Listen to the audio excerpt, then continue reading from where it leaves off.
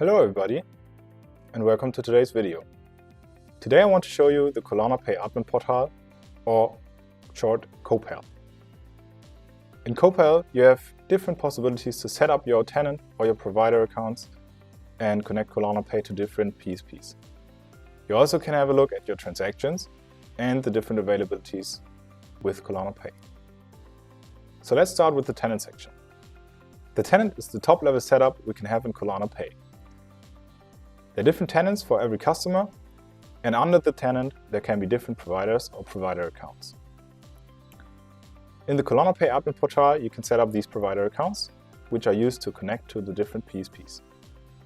As you can see, in my tenant I have different provider accounts set up, for example Payever with installments, PayPal with PayPal, Adyen with PayPal Express, and Amazon with Amazon Pay.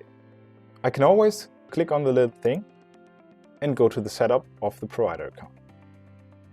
In here we can see different setup values and connect Collana Pay to the PSP, in this case PayPal.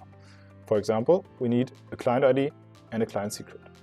The setup changes for every PSP because every PSP needs different information to get connected to Collana Pay. For example, Amazon Pay over here, we need a merchant ID, store ID, public key and a private key. In the Collana Pay admin portal, you always can add new providers over here. The second part I want to show is the authentication part. Collana Pay communicates asynchronously with the different systems, and in case you don't want the communication to be open in the internet, you can have authentication in front of your endpoint. For example, in BC it is always OAuth 2 if you use the SaaS version. For Collana Pay to connect to Business Central, we need an authentication setup over here. For example, we choose OAuth 2 and we fill in all these information, and Collana Pay can connect to the endpoint.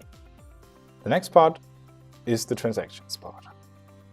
In this part, you can have a look at all the transactions happening in your tenant, and you can drill down into the transaction to get some more information about it. For example, this transaction, we can see the shopping cart, we can see there's the air timer with the price, and we can see all the different interactions happening as far as we have a look at the capture or refund. The next part I want to show you is the availabilities. In the availabilities, you can see all the different payment service providers connected to Collana Pay. This is a big list, so it is much easier to filter it for all the information we need. For example, for now we want to know which payment service providers provide Amazon Pay, Bank Contact, Blik, credit card, and Idea. So I filter for those payment methods and activate all the providers, and then just scroll through and see that we have with Adyen everything set up, and with PayOne nearly everything except Blik. This is an easy way to see if Collana Pay already connects with all the payment methods and payment service providers we need, or if we need to ask the Collana Pay team to implement the payment methods or payment service provider we need. In case you want to implement Collana Pay into your systems, there's also a link to the API documentation. If you click here, you get to our Redoc documentation where you find all the information about our endpoints. And that's it for today. Thank you for tuning in.